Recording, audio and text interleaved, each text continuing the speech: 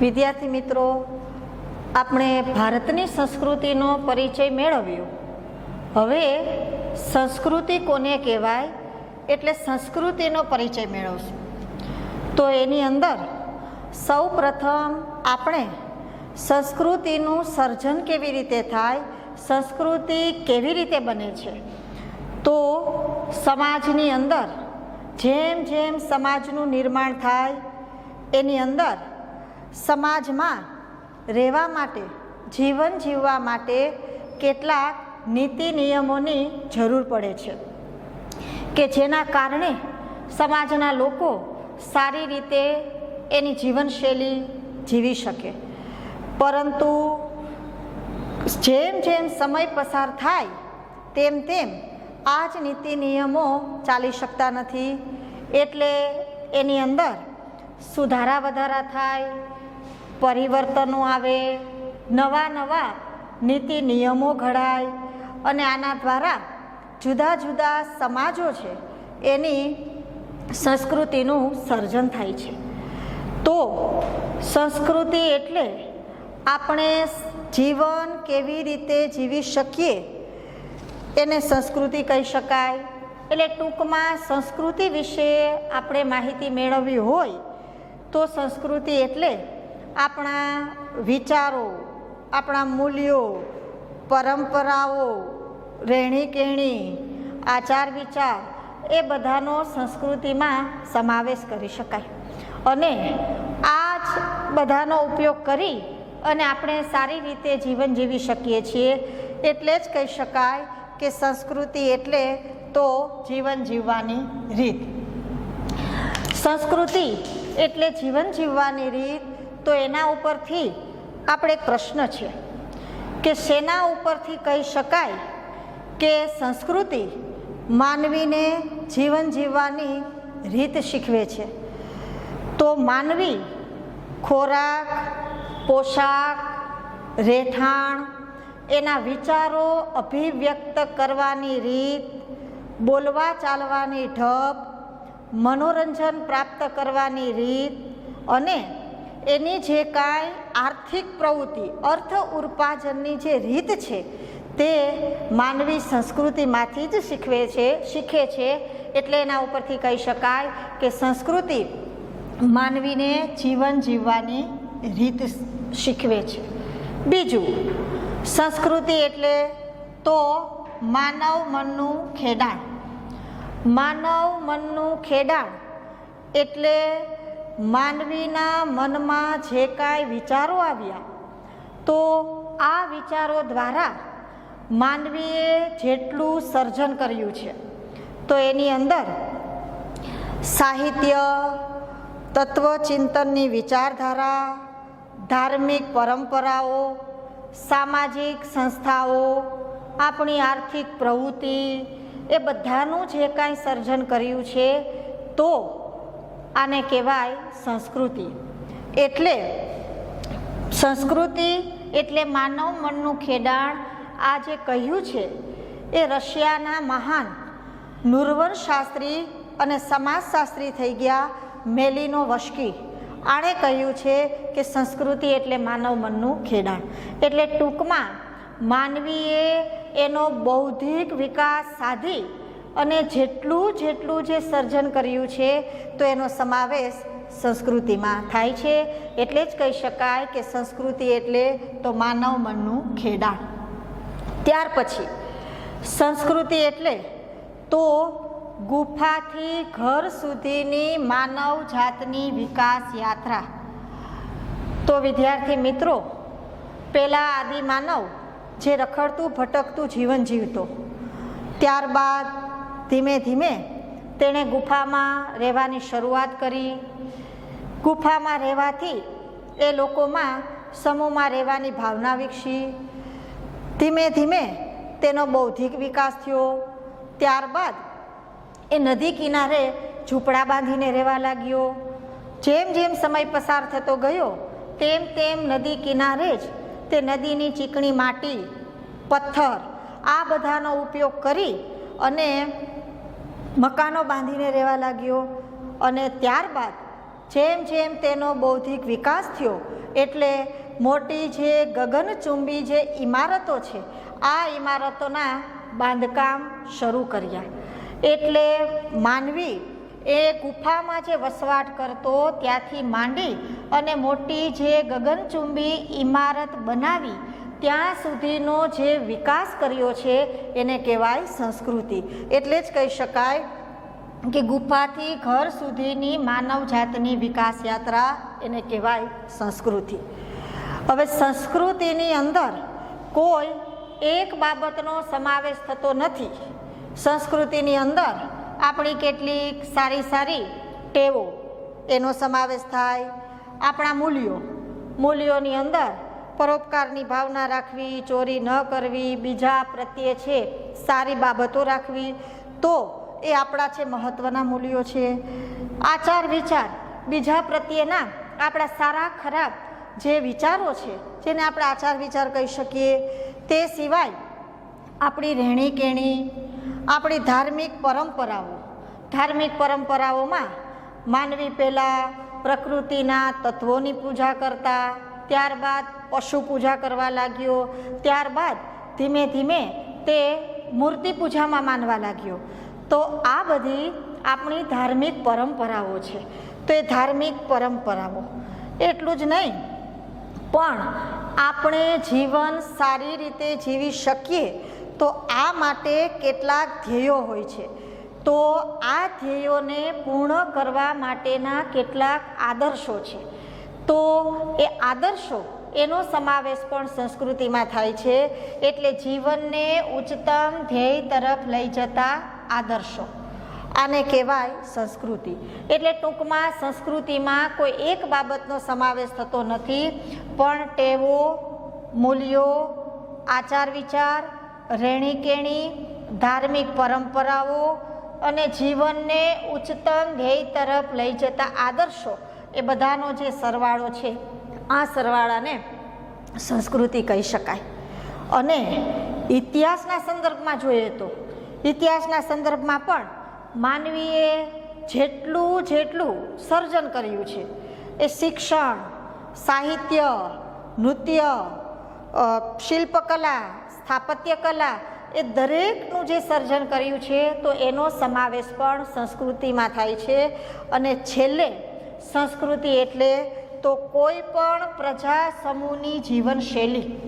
એ પ્રજા સમૂહ એ પછી ભારતનો પ્રજા સમૂહ હોય, અમેરિકન પ્રજાનો સમૂહ હોય કે યુરોપિયન પ્રજાનો સમૂહ હોય, દરેક પ્રજા છે એ પોતપોતાની રીતે જે જીવનશૈલી જીવતા હોય તો એનો સમાવેશ પણ સંસ્કૃતિમાં થાય છે. તો વિદ્યાર્થી મિત્રો, અહીંયા આ સંસ્કૃતિનો પરિચય છે. એટલે સંસ્કૃતિની જે વ્યાખ્યા છે એ તમારે યાદ રાખવાની છે કે સંસ્કૃતિ એટલે તો કે જીવન જીવવાની રીત, સંસ્કૃતિ એટલે માનવ મનનું ખેડાણ, સંસ્કૃતિ એટલે ગુફાથી ઘર સુધીની માનવ જાતની વિકાસ યાત્રા, સંસ્કૃતિ એટલે ટેવો, મૂલ્યો, આચાર વિચાર, રહેણી કહેણી, ધાર્મિક પરંપરાઓ અને જીવનને ઉચ્ચતમ ધ્યેય તરફ લઈ જતા આદર્શોનો સરવાળો એટલે સંસ્કૃતિ. અને સંસ્કૃતિ એટલે કોઈ પણ પ્રજા સમૂહની જીવનશૈલી. તો વિદ્યાર્થી મિત્રો, આ સંસ્કૃતિનો પરિચય મેળવ્યો. હવે જુદી જુદી પ્રજા દ્વારા જે સંસ્કૃતિનું સર્જન થયું છે અને આ જ સંસ્કૃતિ દ્વારા જે આપણને વારસો પ્રાપ્ત થયો છે. તો હવે આપણે વારસા વિશેનો અભ્યાસ કરીશું. તો સૌ પ્રથમ વારસો એટલે અંગ્રેજીમાં વારસાને હેરિટેજ કહેવાય છે. અને વારસો કોને કહેવાય? તો વારસો એટલે પૂર્વજો તરફથી મળેલી અમૂલ્ય ભેટ, આને કહેવાય વારસો. તો વિદ્યાર્થી મિત્રો, સ્વાભાવિક છે કે તમને પ્રશ્ન થાય કે પૂર્વજો કોને કહેવાય? તો પૂર્વજો એટલે આપણા દાદા, પરદાદા, એના દાદા, એને પૂર્વજો કહી શકાય.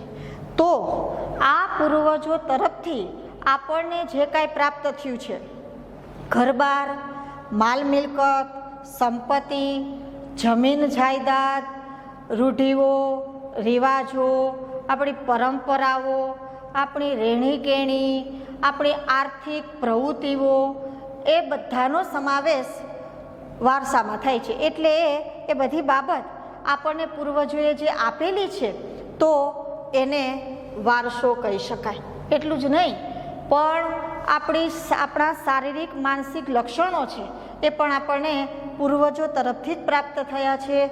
એટલે એ બધાનો સમાવેશ વારસામાં કહી શકાય. હવે વારસાની વ્યાખ્યા જોવી હોય તો કે વારસો કોને કહેવાય, તો વારસો એટલે સંસ્કૃતિની કેટલીક બાબત એક પેઢી તેની અનુગામી પેઢીને આપે. અનુગામી પેઢી એટલે એના પછીની પેઢી, એટલે અનુગામી પેઢીને આપે. એ અનુગામી પેઢી પોતાની બુદ્ધિ આવડત પ્રમાણે જે કાંઈ એણે શીખેલ બાબત છે, મેળવેલ કે શીખેલ બાબત છે, એનો એમાં ઉમેરો કરે અને ત્યારબાદ એની અનુગામી પેઢીને આપે. અને આમ પેઢી દર પેઢી જે કાંઈ પ્રાપ્ત થાય છે આને કહેવાય વારસો. તો વિદ્યાર્થી મિત્રો, આ 2 માર્કના પ્રશ્નની અંદર વારસો એટલે શું, આ જો વ્યાખ્યા પૂછાય તો તમારે આ વારસાની વ્યાખ્યા યાદ રાખવી પડે. હવે ભારત, એનો ઇતિહાસ હજારો વર્ષ પુરાણો છે. એટલે આપણને આ વારસાની જે ભેટ છે એ હજારો વર્ષોથી પ્રાપ્ત થઈ છે. અને એટલે જ આપણો ભારતનો વારસો છે તે સમૃદ્ધ અને વૈવિધ્યસભર છે. એટલું જ નહીં, આપણને આ વારસા પ્રત્યે ગૌરવની લાગણી ઊભી થાય છે. અને એટલે તો આપણે શાળાકીય અભ્યાસમાં રોજ જે પ્રતિજ્ઞા બોલીએ છીએ, ભારત મારો દેશ છે, બધા ભારતીયો મારા ભાઈ બહેન છે, હું મારા દેશને ચાહું છું અને તેના સમૃદ્ધ અને વૈવિધ્યપૂર્ણ વારસાનો મને ગર્વ છે. તો આ સમૃદ્ધ અને વૈવિધ્યપૂર્ણ વારસાનો ગર્વ છે એવો જે ઉલ્લેખ છે, તો સમૃદ્ધ વારસો કોને કહેવાય, તો સમૃદ્ધ વારસો એટલે કે ભારતે સમગ્ર વિશ્વને જે જીવન કેવી રીતે જીવવું, એટલે પૂર્ણ માનવ જીવનના રહસ્યનું જે પ્રદાન કર્યું છે આને કહેવાય સમૃદ્ધ વારસો. એટલે ભારતનો વારસો એ સમૃદ્ધ અને વૈવિધ્યપૂર્ણ છે. અને આ સમૃદ્ધ અને વૈવિધ્યપૂર્ણ વારસાને કારણે જ ભારતે વિશ્વની અંદર ગૌરવપૂર્ણ અને પ્રતિષ્ઠાભર્યું જે સ્થાન પ્રાપ્ત કર્યું છે. તો વિદ્યાર્થી મિત્રો, આ અહીંયા આપણે વારસાનો અર્થ જોયો. હવે વારસો કોઈ એક પ્રકારે જોવા મળતો નથી, પણ વારસાના પ્રકાર છે. વારસાના મુખ્ય 2 પ્રકાર છે, એક પ્રાકૃતિક વારસો અને સાંસ્કૃતિક વારસો. તો હવે વિદ્યાર્થી મિત્રો, આપણે શરૂઆતમાં પહેલાં આપણે પ્રાકૃતિક વારસો એનો અર્થ, પ્રાકૃતિક વારસાનો ઉપયોગ કરી અને માનવીએ જે સાંસ્કૃતિક વારસાનું જે સર્જન કર્યું છે તો એના વિશેની આપણે માહિતી મેળવીએ. તો પહેલાં યાદ રાખવાનું કે વારસાના મુખ્ય પ્રકાર કેટલા, તો 2 છે, એક પ્રાકૃતિક વારસો અને સાંસ્કૃતિક વારસો. તો આની અંદર આપણે સૌ પ્રથમ પ્રાકૃતિક વારસા વિશે જોઈએ. તો પ્રાકૃતિક વારસો એટલે કુદરત તરફથી આપણને પ્રાપ્ત થયેલો છે, જેમાં માનવીએ કોઈ પણ દખલગીરી કરી નથી કે માનવીએ એનું સર્જન કર્યું નથી, પણ કુદરત દ્વારા સર્જન થયેલું છે, એને કહેવાય પ્રાકૃતિક વારસો. પ્રાકૃતિક વારસાની વ્યાખ્યા જોઈએ તો પ્રકૃતિ, પર્યાવરણ અને માનવ જીવન એના નિકટતમ સંબંધોનું પરિણામ આને કહેવાય પ્રાકૃતિક વારસો. પ્રકૃતિ એટલે કુદરતી, પર્યાવરણ કે જેની અંદર 4 આવરણનો સમાવેશ થાય, મૃદાવરણ, જલાવરણ, વાતાવરણ અને જીવાવરણ કે જેની અંદર આ માનવીનો સમાવેશ થઈ જાય છે. એટલે કુદરતે જે કાંઈ પર્યાવરણના જે કે તત્વો આપેલા છે એનો ઉપયોગ કરી અને માનવીએ એનું જીવન જીવવા માટે જે કાંઈ પર્યાવરણના તત્વોનો જે ઉપયોગ કર્યો છે, એટલે એના દ્વારા છે એને સાંસ્કૃતિક વારસો જે વિકસાવ્યો છે. એટલે જ કહી શકાય કે પ્રકૃતિ, પર્યાવરણ અને માનવ જીવનના નિકટતમ સંબંધોનું પરિણામ એટલે પ્રાકૃતિક વારસો. હવે પ્રાકૃતિક વારસામાં કઈ કઈ બાબતનો સમાવેશ થાય, તો પ્રાકૃતિક વારસાની અંદર જે માનવીએ બનાવેલું નથી, કુદરતી રીતે જ બનેલું છે, તો એની અંદર પર્વતો, ત્યાર પછી ફળદ્રુપ એવા વિશાળ મેદાનો, રણ પ્રદેશો, જંગલો, વનસ્પતિ, જીવજંતુ, ખડકો, ખનિજો, નદીઓ, સાગરો, મહાસાગરો, શિલાઓ, ભૂમિ દ્રશ્યો. તો આ દરેક બાબતનું જે સર્જન છે તે કુદરતે કરેલું છે, એટલે આનો સમાવેશ પ્રાકૃતિક વારસામાં થાય છે. અને ખુદ આપણે માનવી એ પણ પ્રકૃતિના સંતાનો છીએ, એટલે આપણો સમાવેશ પણ એમાં થાય. એટલું જ નહીં, પ્રકૃતિએ, કુદરતે આપણું સર્જન કર્યું છે અને સાથે સાથે આપણી જરૂરિયાત પૂરી પાડવા માટે ખોરાક, પોશાક, રહેઠાણ, પાણી, કુદરતી વાયુ આ પૂરું પાડવા માટેની જે વ્યવસ્થા છે તે પ્રકૃતિએ જ કરેલી છે. અને એટલે જ માનવીએ આ પ્રાકૃતિક વારસાનો જ ઉપયોગ કરી અને સાંસ્કૃતિક વારસાનું સર્જન કર્યું છે.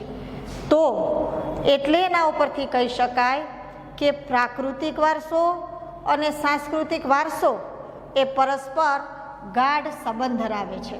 તો વિદ્યાર્થી મિત્રો, અહીંયા આપણે પ્રાકૃતિક વારસાનો અર્થ, પ્રાકૃતિક વારસામાં કઈ કઈ બાબતનો સમાવેશ થાય છે એ બાબત જોઈ, અને હવે માનવીએ પ્રાકૃતિક વારસાનો ઉપયોગ કરી અને જે સાંસ્કૃતિક વારસાનું સર્જન કર્યું છે, તો એના કારણે આ બંને વચ્ચે પરસ્પર જે ગાઢ સંબંધ ધરાવે છે તે શેના ઉપરથી કહી શકાય, તો એની જે વિગત જોઈએ. તો પ્રકૃતિ સાથેનો આપણો વ્યવહાર એ પહેલેથી જ શ્રદ્ધાપૂર્વકનો રહ્યો છે. તો તે પંચતંત્રની વાર્તા અને ભગવાન બુદ્ધની જે જાતક કથાઓ છે એના ઉપરથી આપણને ખ્યાલ આવે છે કે પ્રકૃતિ સાથેનો આપણો વ્યવહાર એ શ્રદ્ધાપૂર્વકનો રહ્યો છે. વિદ્યાર્થી મિત્રો, પંચતંત્રની વાર્તા કે જે વિષ્ણુ શર્મા નામના બ્રાહ્મણ, એણે એક રાજાના જે અજ્ઞાની પુત્રો હતા એને પ્રાણી ઉપર આધારિત જે બૌદ્ધ કથા કહી અને જ્ઞાની બનાવ્યા હતા. તો આ જે બૌદ્ધ કથાઓ છે જે પંચતંત્રની વાર્તા તરીકે ઓળખાય છે, તો તે પ્રાણી ઉપર આધારિત છે. એવી જ રીતે બુદ્ધની જાતક કથા, બુદ્ધની જાતક કથા એટલે ભગવાન બુદ્ધ આગલા જન્મની અંદર શું હતા એ અંગેની જે કાંઈ કાલ્પનિક કથાઓ છે, આ કથાઓને બુદ્ધની જાતક કથાઓ કહેવાય છે અને તે પણ પ્રાણી ઉપર જ આધારિત છે. એટલે એના પરથી કહી શકાય કે પ્રકૃતિ સાથેનો આપણો વ્યવહાર શ્રદ્ધાપૂર્વકનો રહ્યો છે. તો તે પંચતંત્રની વાર્તા અને બુદ્ધની જે જાતક કથા છે તેના દ્વારા આપણને ખ્યાલ આવે છે. એટલું જ નહીં, આપણું સંગીત, સંગીતની અંદર લોકસંગીત અને શાસ્ત્રીય સંગીત આ પણ પ્રકૃતિ ઉપર જ આધારિત છે. શાસ્ત્રીય સંગીતના જુદા જુદા રાગો છે. આ રાગો એ દિવસના જુદા જુદા પ્રહર ઉપર આધારિત છે. તો દિવસ અને રાત એ પ્રાકૃતિક વારસામાં જ સમાવેશ કરી શકાય. એટલે આવી રીતે આપણું લોકસંગીત એ પણ પ્રકૃતિ ઉપર આધારિત છે. આપણા કાવ્યો, આપણા ગીત, તો એની અંદર પણ એવા લોકગીતો કે જે ઋતુ ઉપર આધારિત, શિયાળો હોય, ઉનાળો હોય કે ચોમાસું હોય, તો એનું વિષય વસ્તુ બનાવી અને કવિઓ, ગીતકાર આ બધા છે એ કાવ્યો અને ગીતોની જે રચના કરે છે તો એ પણ પ્રકૃતિ ઉપર આધારિત છે. આપણા તહેવારોની અંદર મકર સંક્રાંતિ, શરદ પૂનમ, વસંત પંચમી, આ બધા જે તહેવારો છે તો આ તહેવારો પણ આપણે ઋતુ ઉપર આધારિત છે, તો એમાં પણ પ્રકૃતિનો સમાવેશ થાય. કેટલાક ચિત્રકારો જે ચિત્રો બનાવે છે તો એની અંદર પણ તે પ્રકૃતિના તત્વો છે આનો ઉપયોગ કરી એ વિષય વસ્તુ લઈ અને ચિત્રો બનાવે, તો એ પણ પ્રાકૃતિક વારસા ઉપર જ આધારિત છે. એવી જ રીતે આપણી સારવાર માટેની જે ચિકિત્સા પદ્ધતિ છે, આ ચિકિત્સા પદ્ધતિ તે પણ પ્રકૃતિ ઉપર આધારિત છે. આની અંદર નેચરોપથી, નિસર્ગોપચાર એટલે કુદરતી જે લીલી વનસ્પતિ છે, આ લીલી વનસ્પતિનો ઉપયોગ કરી અને અમુક રોગોના નિવારણ માટે જે સારવાર લેવામાં આવે છે તો એ પણ પ્રાકૃતિક છે. એમાં સૂર્ય સ્નાન આવી શકે, માટીથી જે સ્નાન કરાવવામાં આવે છે તે પણ આવી શકે, તો એ નેચરોપથી. આયુર્વેદની અંદર વનસ્પતિનો ઉપયોગ થાય, પણ એમાં સૂકેલી વનસ્પતિના પાંદડા, વનસ્પતિના મૂળિયા, આ બધાનો ઉપયોગ કરી અને ત્યાર પછી એ ચિકિત્સા કરવામાં આવે છે, તો આયુર્વેદ.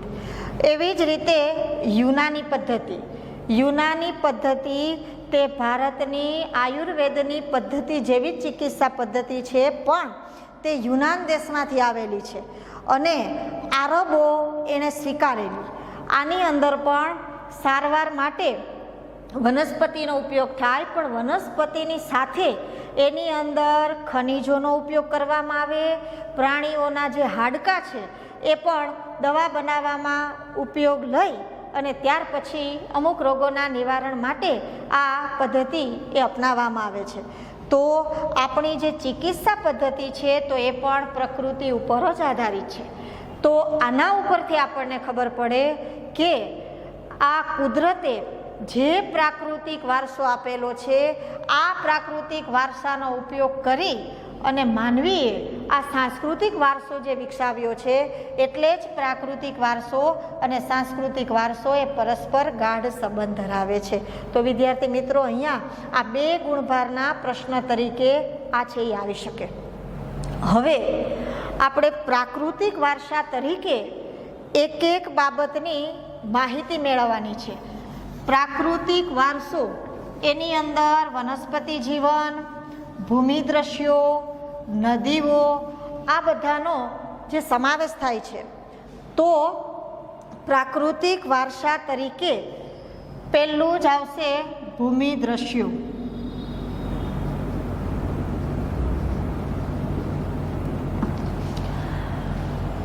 ભૂમિ દ્રશ્યો પાઠ્ય પુસ્તકની અંદર વાક્ય એવું લખેલું છે, ભૂમિ આકાર એ ભૂમિ દ્રશ્યોનું સર્જન કરે છે.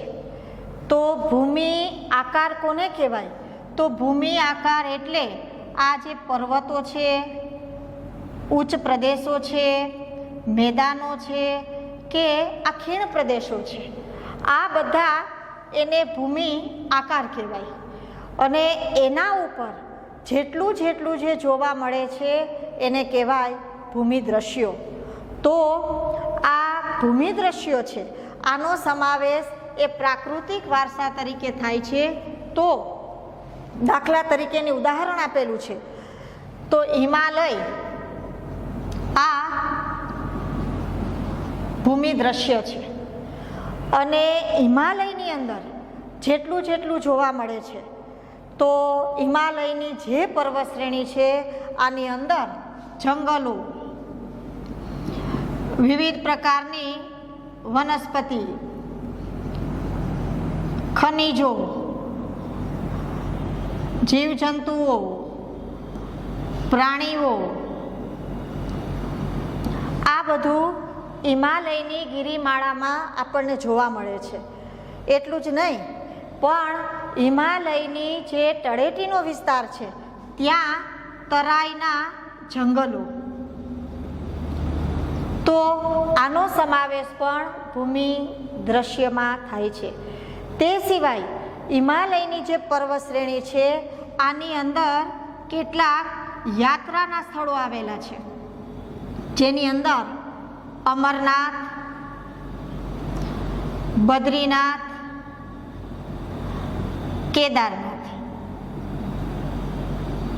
આ યાત્રાના સ્થળો આવેલા છે. તો હિમાલયમાં જ આવેલા છે, તો આનો સમાવેશ એ ભૂમિ દ્રશ્યમાં થાય. એવી જ રીતે બરફથી છવાયેલું શિખરનું નામ છે નંદાદેવી શિખર, જે 7,816 મીટર આની ઊંચાઈ ધરાવે છે. તો આ બધું છે તે હિમાલયમાં જ આવેલ છે. એટલે હિમાલય એ ભૂમિ આકાર છે, અને હિમાલયની પર્વત શ્રેણીમાં આ જેટલું જોવા મળે છે, તો આનો સમાવેશ ભૂમિ દ્રશ્યમાં થાય છે.